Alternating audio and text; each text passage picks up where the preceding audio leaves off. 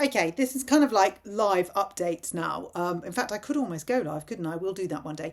Um, the reaction to the child in Warwick that doesn't have a place at school has been phenomenal, huge. So let me just remind you, a child came out of the independent sector in the end of the term, so a couple of weeks ago, because his parents could no longer afford VAT on education. Now, not many people can. So when Rachel Reeves implemented it in January 2025, she knew that parents would hold on by the skin of their teeth to at least get to the end of the year, the end of the academic year, so that the disruption wouldn't be mid-year. And when you're looking at disrupting your child, once you finish being sick, you then start to think about how you can possibly do that in the best possible way if there is ever a good way of disrupting your child, which of course, let's remind ourselves, Keir Starmer wouldn't do. Keir Starmer claims, and the dates don't stack up on this, none of this stacks up, just so that we're clear. Keir Starmer's claim that his son needed Lord Ali's flat to revise in doesn't add up.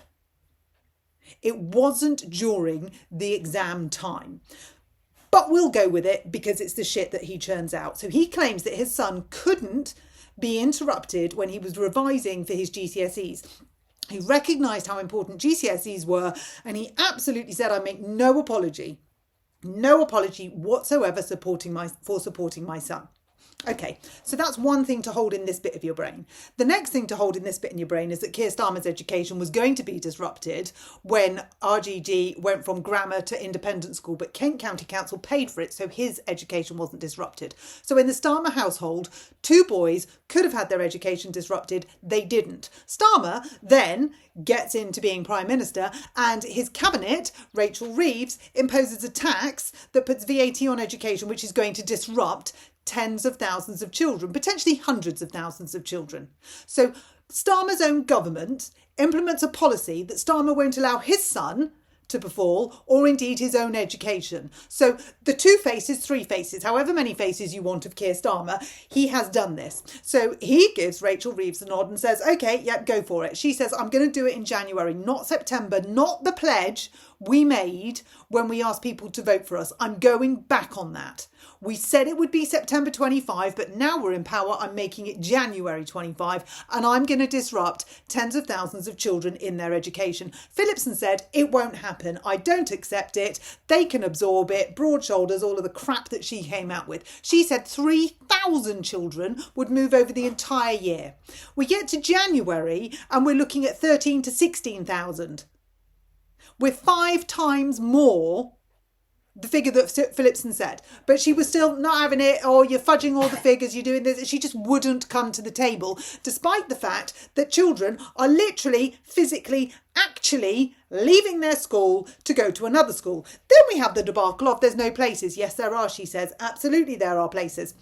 Where are they? We say. She says there will be a place for a child. I don't accept that. We get to the bit where there are no places for the children. We highlight them. I highlight them. We publicly talk about them. They're in the national newspapers. They're in the local newspapers.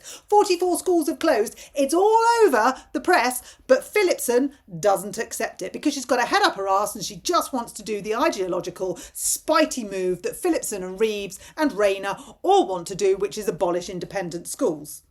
So we then have the court case, and the court case says this is going to damage the most vulnerable children in school. It's going to damage those with SEND needs in state and in the independent sector, and it's not a tax break. Government don't listen to that. They're like, yeah, whatever, we've won. You can say what you like, but we're going to put VAT and we're going to hike national insurance up. We're going to make it impossible for parents to be able to send their kids to the independent sector. Go state. State is what it's all about. Everyone should be equal. Everyone should have the same chances, no matter what your background, unless your background is independent, and then we're not going to do it. Now, having this in your mind, this little process going on, whilst looking at what else is going on in the country, and I'll start with pubs.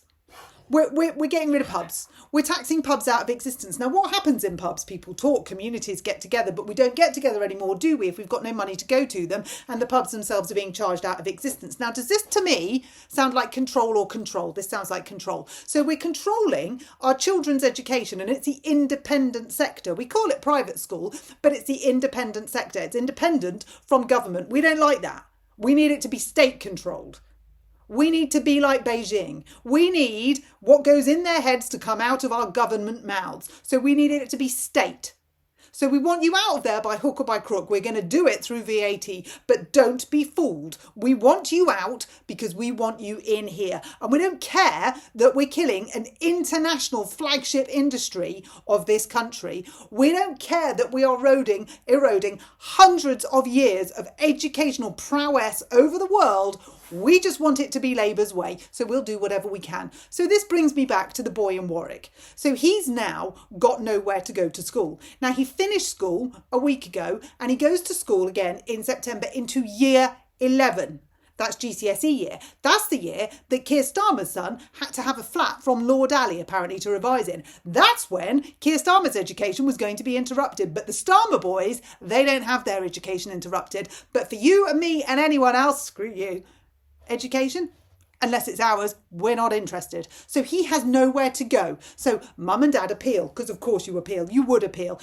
Hang on a minute. You've told us that there's places for us in state, Bridget. You've said that we don't have to pay for independent education. And regardless of our background, we should all have exactly the same chances in life. Yet, hang on. Whoa, there are no places. And what does the appeal say? It says there's no places. And not only does it say there's no places in this school, it says there's no places in any school. So there's a child in Warwick, and he's not the only one. There's loads of them. But there is this child that I'm talking about in Warwick who has left his education and he has no education. He has no school to go to. Now, what would you say if Bridget Phillipson came round to your house and said, no, it's fine. I don't accept that. I don't absorb it. I don't accept it. They can either pay the fees or we'll have a perfectly good state place. Do you know what I'd say? I'd say you're talking shit.